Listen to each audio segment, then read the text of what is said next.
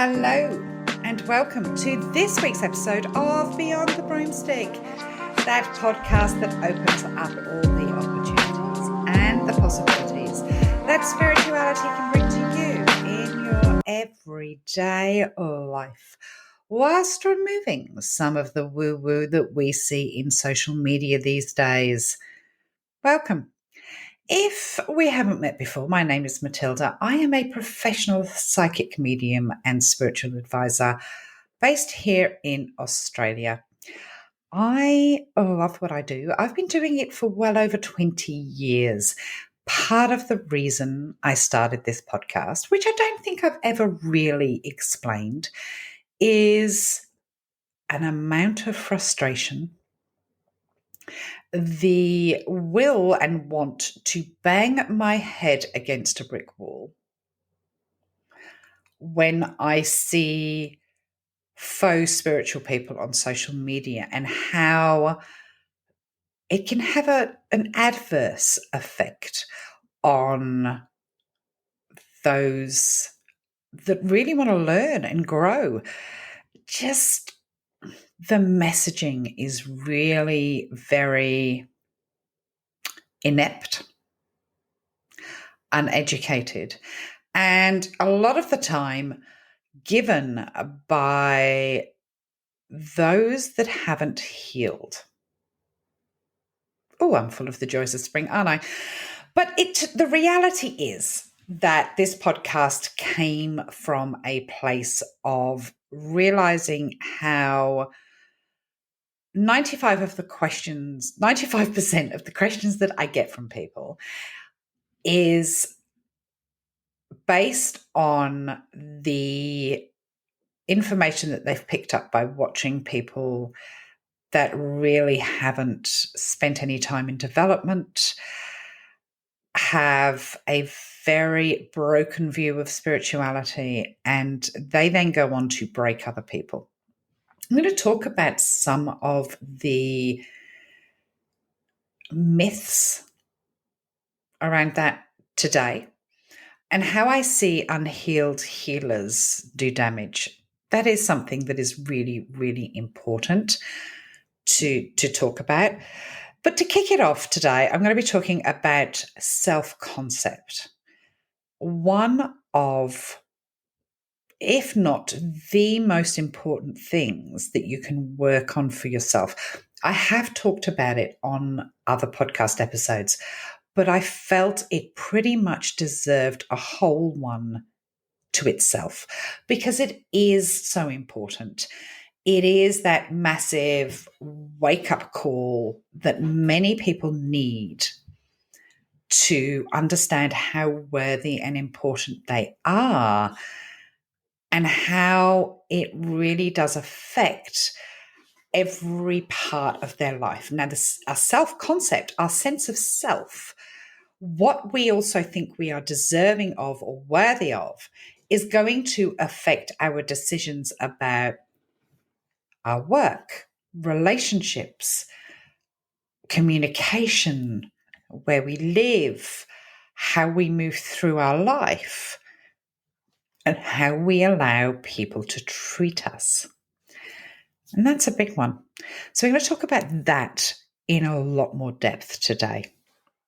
As I said, and we will touch on some of the tips and tricks around unhealed healers to look out for, those red flags that are really important if you want to make sure that you are connecting with a metaphysical practitioner that is out for your best interest, not theirs.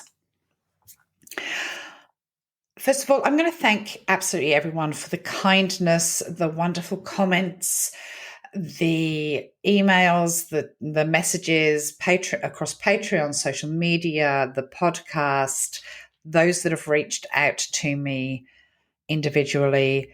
Thank you. It's actually been a tough year this year. As I said in a previous podcast, I was not expecting 2025 to personally attack me, but it's chosen that path. But the loss of Buff is huge. I feel very. I live alone. I've got my boys that visit, of course. I've got friends around me, but Buff was my constant, my guard dog, my security. He was my pillow, my cuddle buddy. We went on adventures together, and my house feels very, very empty.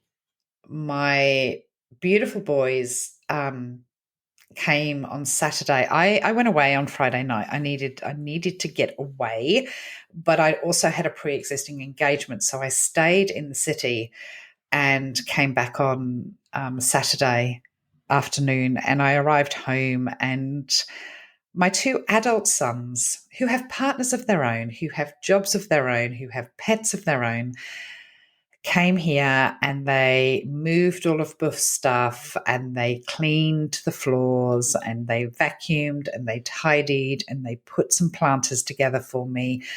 I'm so blessed to have two amazing adult sons who really look out for me, and they have phoned me. I don't know, one of them I think phoned me 7 times the other day. He doesn't have a problem. He's just worried about his mum. My house is empty. And being an empty nester, Buff was my empty nester dog. And I feel, I'm just so sad. But I don't want to drone on about it because I'm sure you're sick of hearing about it. He came home today. The crematorium brought him home, and I have some beautiful footprints that they did, and a certificate and a beautiful case that he's in. And I've put him up with my other dogs, and I've talked to him constantly. I still say good morning to him every day. I still feel him around. So that is that's lovely. But yeah, thank you to everyone that has reached out to me. I really appreciate it. I came back to work on Monday. It is now Wednesday and I am back in full force. There's some exciting things happening in the Matilda world, which you can find out all about on Patreon. Talking of Patreon, we're going to do the Patreon shout outs to all our new subscribers who just a reminder that everyone that joins Patreon sponsors this podcast. They make it possible for you to hear my words, my podcast, totally ad-free. Part of the reason I do that is it gives you guys control. Secondly, who wants to be listening along to me and suddenly have an ad for erectile dysfunction or something similar? We don't get to choose the ads that would go on a podcast, and I prefer to control that and know that anything that comes on here is in alignment with my values. And that is really important. Do me a favor, guys. Please follow the podcast, leave me a review, leave me a star. It helps us get the traction to get out there to more people. That would be phenomenal. If you wouldn't mind. I know that there's a lot of listeners out there, but I really would like you to just follow and like whatever platform you are on. And I would be forever grateful. And I'm going to do the Patreon shout outs so that they are done. And we're going to jump in to talk about self-concept. Don't forget, towards the end of the episode, I always give some new predictions about what I see coming in for the coming months. Lately, I've been doing the predictions and they've happened almost immediately. The ones about Italy happened pretty much 2 days later. Also, the predictions that I made about Russell Brand, that was 2 days later too. So remember that I have no idea sometimes that they're going to happen so quickly, so keep an eye on that. Okay, Patreon, the shout outs. Thanks again. You guys rock. All Patreon subscribers are absolutely amazing. I love you all. Our chats are great. We always have a great laugh. But don't forget, if you are a paid Patreon subscriber, that the coffee morning is on Sunday morning, my time, at 10 a.m. So that will be Saturday afternoon and evening in other areas of the world. The Metaphysical Mavens, which is my new tier, aimed at metaphysical providers wanting to grow your business, wanting to learn about growing your business, promotional work, talking about any ethics, things that you would like to talk about. That starts this week at 8 a.m. Sunday morning, my time. If you are a member of the new Metaphysical Mavens, try and pop onto that. It will be recorded for that tier, but that's our real growth tier, the one where you guys can learn from me and your peers. So, yeah, looking forward to that. All right, our new Patreon subscribers, we have Jen C, we have Kim, we have G Harris. I need to go back a second. Kim, I think, joined yearly. Brittany Kurtz, Winter, Jen Hartshaw Hesketh, Linda, Sarah, welcome to the Metaphysical Mavens. I hope you're able to join us on Sunday. Sarah Hops, Naja Adams, Sue, Becky Toner, Raquel, Dory, Veronica, you've joined for 12 months. Thank you, Veronica. Peanut, Melissa, and Stacy. You guys rock. I look forward to seeing you all at the coffee morning this Sunday or Saturday, depending on where you are. But don't forget, the Patreon is a great place where we are building a community. So if you want to find out more, take a look at the link in my show notes. All right. If you've been on many of my group events or taken part in some of my courses, you will know how important self-concept is. I've talked about it as the basis of all of our healthy decision making. Self-concept is like the concrete at the bottom of our lives, the foundations, if you like, on what we build our belief system in ourselves. For many, many reasons, this can be affected as we grow up. It can be affected by those that parent us and how they make us feel. It can be affected by early relationships, teachers, conditioning through church. Our self-concept is a reflection often of those that are in our lives as we are younger. And we as human beings grow and change. Our relationship structures can be very small when we're young. So we have a limited amount of people that are an influence on us. And if they want us to believe something about ourselves or they want to condition us in a certain way, that can affect our self-concept. Now, it's not just self-esteem. Self-concept is incredibly important. Each person holds a mental mirror within that reflects how you judge yourselves and how you identify, whether it's good or bad. The image you have in your head is what self-concept is. Or sometimes people will refer to it as a sense of self. Your sense of self and how you perceive your identify can influence how you view your success, your failures, what your purpose in the world is. When we have a shaky sense of self, we can make poor choices on relationships, friendships, deserving what we think we're deserving on or what we're worthy of. It really does affect every part of our life, especially when we get to adulthood. Because if we have a poor sense of ourself, we then will accept poor behavior towards us. We'll be vulnerable to abusive relationships. We will be vulnerable to being taken advantage of.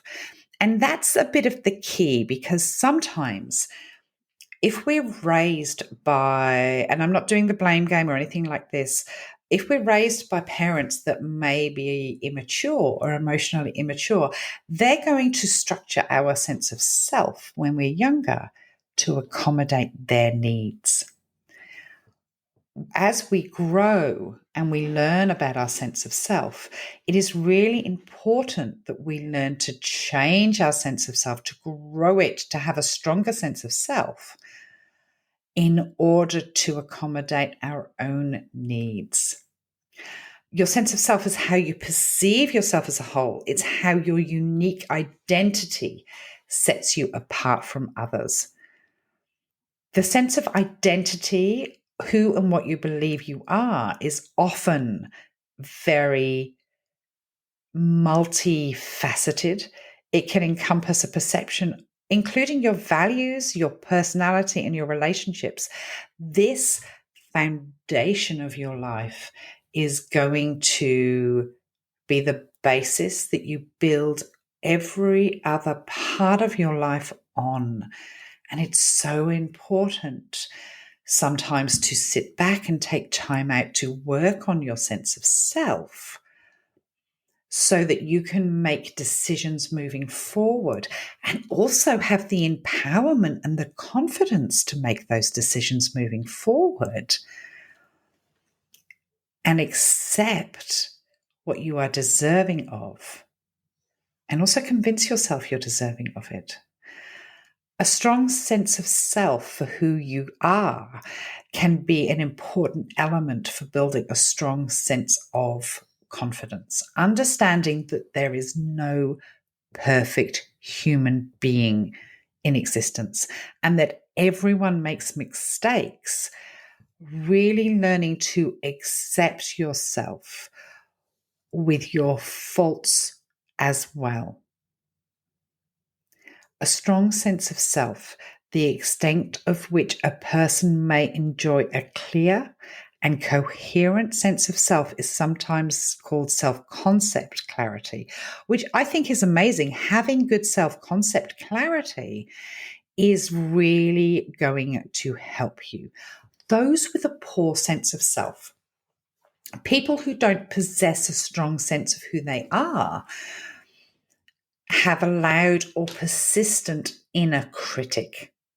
That nagging voice inside your head that can tear you down and tear down your confidence and leave you feeling hopeless. Sometimes that comes from things that has happened in your younger years. There are signs that your sense of self or your self-concept might need a bit of a boost. And that'll include things like, do you have difficulty making decisions? Do you have, or have you built your personality around being a people pleaser?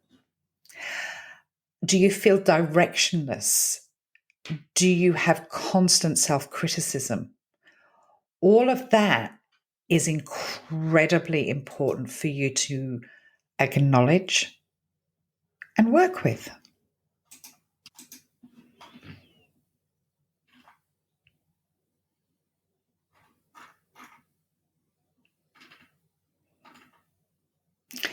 Authenticity and a strong sense of self go hand in hand. Striving to be authentic can lead you to a stronger sense of self. Authenticity is the most fundamental aspect of well-being and the essence of healthy functioning. It also means that you are open to change if necessary. If you take the time to think about your beliefs and are willing to take a stand on something that is important to you, then it's really likely that you have a strong sense of self. Not all the time, but very likely. A strong sense of self can allow you to trust your abilities and judgment, as well as maintain self confidence and set goals and accomplish them. Effects are twofold. So, when you know who you are, you really set those authentic boundaries and also give out an energy that you have an unwritten expectation that those coming into your life must step up to your level, not you stoop down to theirs. Having a strong sense of self is really important if you are wanting to build new relationships or date. That's an episode that I'm going to do very soon because I get a lot of questions about dating, especially in the time of online dating. And I cannot stress enough how taking the time out, looking at your authenticity and your sense of self and sticking to it and having the confidence to stick to it is incredibly important when it comes to dating. But that's a future episode. On the other hand of things, the effects of having a low sense of self, it becomes a problem that you grow to have things like low self-esteem, chronically self-analyzing, and you can become quite neurotic and anxious with it. Such uncertainty can spark negative and helpful thinking that can affect your mental health over time. That's why it's so important to really look at your self-concept and do the things that help build it rather than drop it down. I'll talk about that a little later on those tips and tricks on building your self-concept. But for example, if you want to talk about self and a lower self-concept, if you are talking to yourself like, I'm not good enough, I'm stupid, I'm ugly, nobody likes me, that is going to really impact. Strong personal beliefs in your value and what you have to offer is a key factor in developing or maintaining a strong sense of self.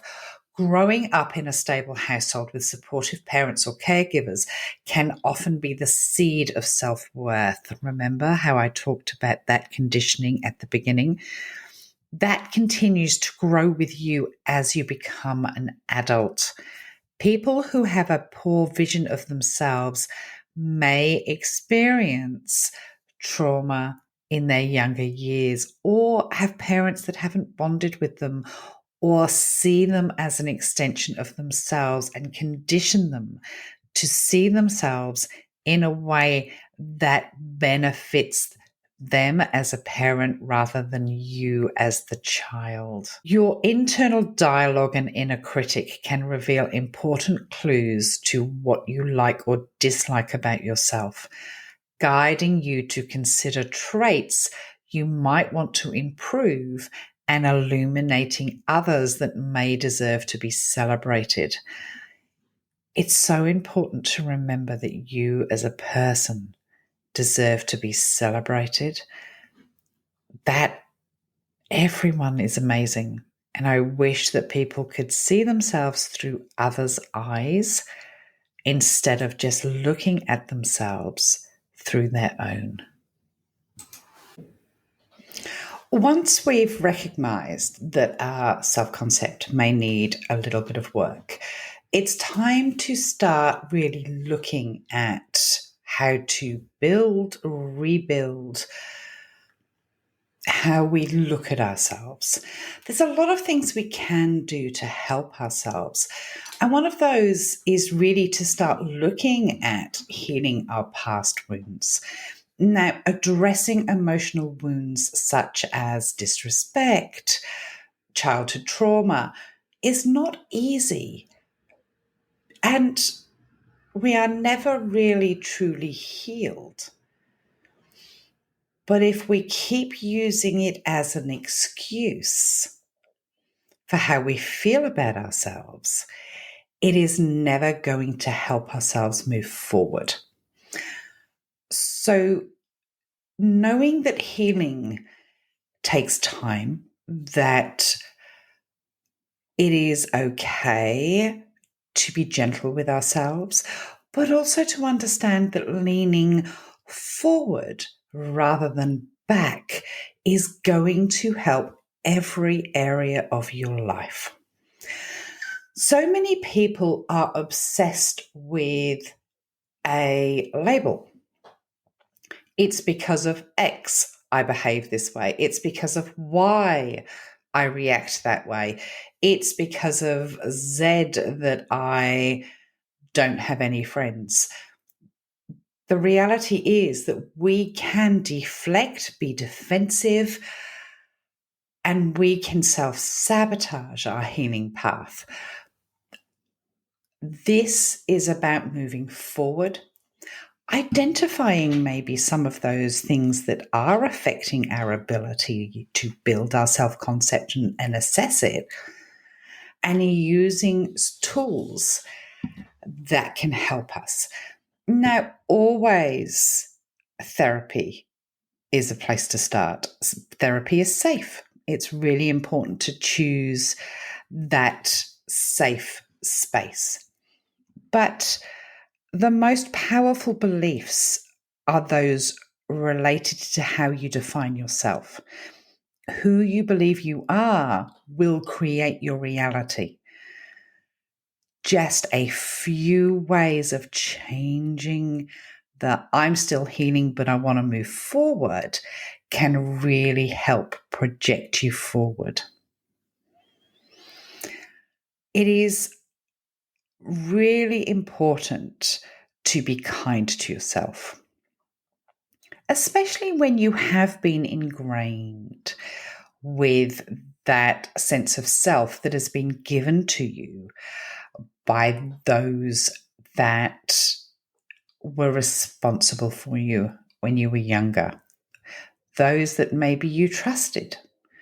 You believed their narrative because they were people you looked up to. Now it's time to assess and rebuild your own narrative of yourself and look at ways maybe the past 2, 3, 4 years. How has your self-concept stopped you taking risks, moving forward, taking chances, and just believing in yourself and your worthiness or your strengths? Self-acceptance is key. The foundation of self-concept is rooted in self-acceptance. When you accept yourself as the unique individual that you are, your self-concept is automatically going to go up. Acceptance means loving all of your positive and negative traits, loving all of your strengths along with your flaws, and embracing yourself completely. The more you accept yourself, the more open you are to accepting others. That's a really important thing. When you show up more fully for others, your self-acceptance and self-esteem improves as well. Another way to view self-concept is by how much you like yourself. When you like yourself, you improve your self-image, your self-esteem. The more you like and accept yourself, the more other people like and accept you. Now, I'm going to put a caveat to this because I have known people in my own personal life that insist, I love myself, I like myself, I'm really amazing, but 95% of their time, they're actually looking for external validation through their behaviors and actions. And knowing people as well as I do, I know that those people really don't like themselves at all, and they haven't done the work or introspection. So it's important not just to say the words, but actually the actions, Love yourself for who you are. Every single person is amazing, and you deserve to feel that way. Taking responsibility is another really important thing. Having a strong self-concept is about having confidence in our ability to achieve, succeed, and be happy. It relates to how much you trust yourself and your abilities and your capacity to overcome challenges. In order to do this, you must take responsibility for your actions. The more responsible you are, the higher your self-concept. Ownership is one of the great indicators of a mature self-concept. You have a perception of who you would love to be. This is your future self. When you focus on this, you focus on your dreams, your purpose, and your goals. One of the best ways to go about this is to visualize your ideal self and future. When you close your eyes and concentrate on the future, you activate your imagination. You can see self-image and having exactly what you want. And when you immerse yourself into it, you feel self-esteem, all the amazing feelings along with it. Concentrating on your ideal self will create intense energy that will pull you in the direction of your dreams. Now, getting to these places can be hard. I'm going to list a few things that will really help you work on your self-concept. The first one is obviously to be kind to yourself. Your inner voice, I'm too short, I'm too fat, I'm too this, I'm too that. Be kind. Tell yourself you're amazing. Tell yourself you look good. Stop criticizing yourself. Everyone makes mistakes and learns. But if you don't be kind to yourself, how can you expect other people to be kind to yourself? Know your boundaries. Now, these are boundaries with yourself and with others. When people take advantage of you or people push your boundaries, try and make you feel bad, want you to do things you don't want to do, push you into situations you're not comfortable with, you must really learn to say no, to protect yourself. Boundaries are a form of self-care. It is incredibly important. Having self-concept and self-esteem is not egoic. It's confidence. And that's what I want for every single one of you listening to this. When we are younger and we're looking for that external validation from the people that we love, the people that we look up for, unfortunately, many times they let us down. I myself come from an abusive home.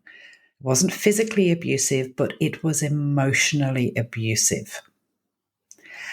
And I grew up feeling that I was not good enough, that nothing I could do was ever good enough. I was criticized, and I have spoken about this before.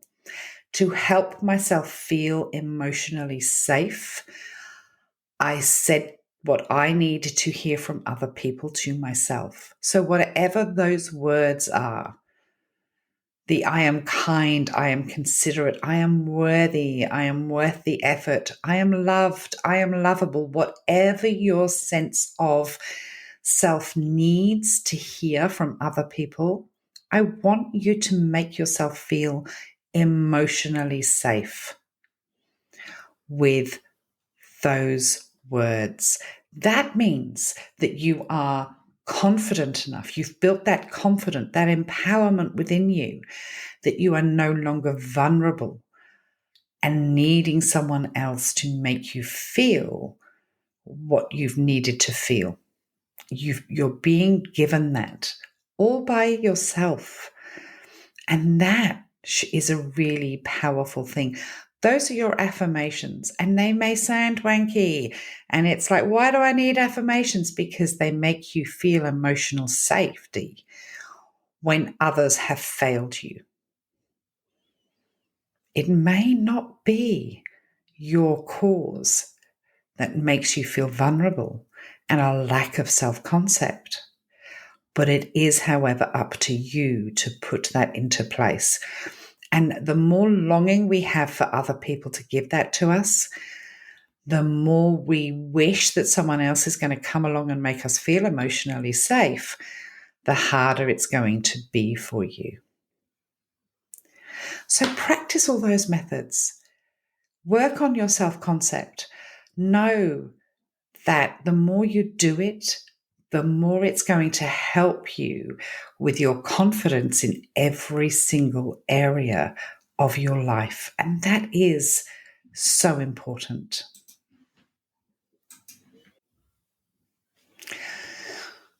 Before I wrap up today's episode, I want to touch just quickly on those people that are on social media that claim to be healers, mediums, tarot card readers, whatever it may be, that have not worked on their own healing. I call them the unhealed healers. The damage that these people do, unknowingly sometimes, by passing on their own conditioning, whether that is their upbringing, their trauma, their relationship trauma, whether it is their conditioning to religion. It is really important that you are aware that these people exist. I have seen in horror as a very, very well-known medium in the United States spoke on, I'm not sure if it was a radio show or a podcast, and she was speaking to a caller whose sister had passed away under tragic circumstances. And her response was that her sister, who had passed, was stuck on this earth, wandering this earth. Their soul hadn't transitioned because their murderer had not been caught. I want to make it really clear that the reason that woman that claims to be a medium said those things is because A, she's not a medium, because no respected, no trained, no ethical medium would ever say those things. And the reason they wouldn't say it is because when you have a connection to the afterlife, like myself and many good mediums do, they would never say such a thing because it isn't true. Everybody goes to the afterlife. And the reason that woman would say things like that is because she is still holding on to the religious aspect of her life, her unhealed information, and she's going on things that have been written rather than things she knows. When an unhealed healer gives a mediumship or a psychic reading, they are often caught up in the drama, the taking sides of situations, giving advice based on life experience rather than what they are receiving from guides or through mediumship. They will often use the information they receive as weapons to scare people, or they will use the information that they receive to continually bring clients back. And if you have read with me, I am a 3 to 6 months is the most often you should have a reading for a psychic reading, and every 6 months for a mediumship reading. Remember that you are the people that are empowered, and the more you educate yourself on the afterlife and the more you learn, the less you should actually need people like me. The more we arm you with the information and the tools and the teaching you how to listen to your intuition, teaching you how to listen to your spirit guides. My joy is always hearing from people that come to me and say, I heard this, I understood this, it came to me myself, I've been able to translate that. When you put the work in, you can do it for yourself. But once you know that your loved ones are around you, once you've experienced a good evidential mediumship reading, you should have that confidence to speak to your loved ones rather than rely on someone like me. Not that I don't love speaking to my clients, because you're all amazing, but please be careful of those that are unhealed. See them for what they are. Be aware that there is some viciousness out there. You know, those people that were saying that the Princess of Wales was dead because they hadn't seen her. Who does that other than someone that is unhealed and wants to cause pain to another human being? It's very sad. Well, I hope that helps. If you do nothing else this week, really think about your self-concept, your sense of self. And if you're on a good pathway, continue to move in that direction. And if you're struggling a little bit, listen to yourself. Listen to what you need. Set your boundaries. And know that things will get better the more work you do on yourself. So let's jump into the predictions and events that I have seen for the coming few months. The first one, I feel as if there is going to be a medical emergency for Keir Starmer in the United Kingdom. I feel like he will be either hurt or have a medical emergency where he has to go to hospital. Whilst I'm in that area of the world, I feel like there's going to be some shocking news regarding natural or fossil fuels in the UK, whether it's closing of mines or a change of tact regarding that. May is going to be an interesting month for news from the royal family. And I think that's really towards King Charles. I was going to call him Prince Charles, King Charles' health. Not positive news, I am afraid. Europe is going to experience, and when I say Europe, I mean Europe as a whole, is going to experience quite considerable fires and bushfires as we move through May, June, and July. The heat is going to be quite extreme in that neck of the woods. Be aware of that. I feel like there's going to be some news also regarding U2, the group, whether it's the passing of a member or the illness of a member or the passing of someone connected to a member of U2.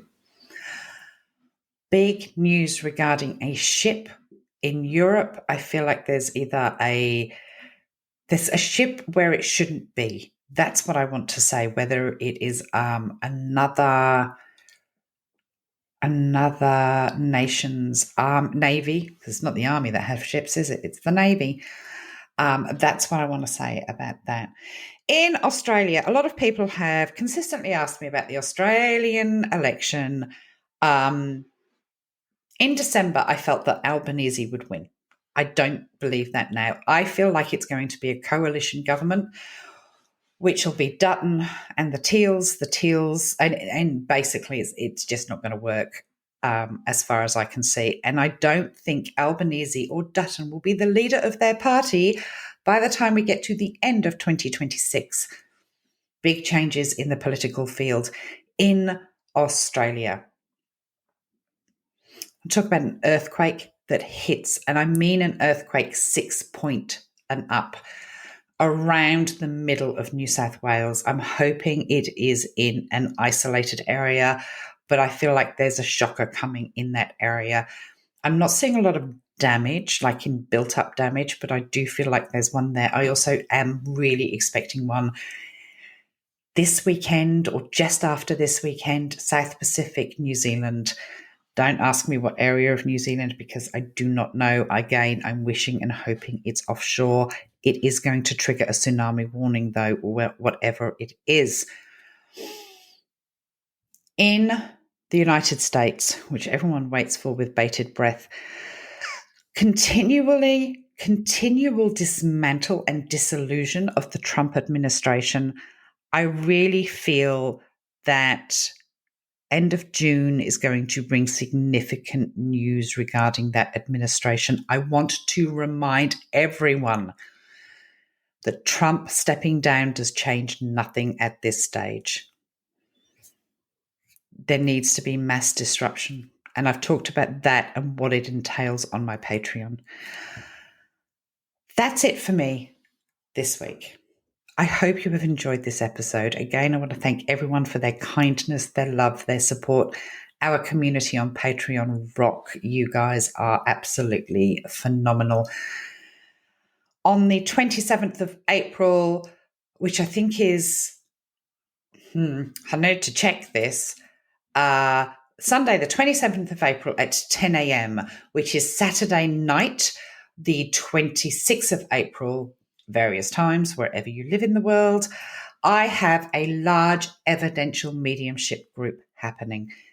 These groups are phenomenal. I usually get to do, it's quite reading intense. I managed to do about 10 readings during that period of time. You get to sit in the comfort of your own home, watch me work.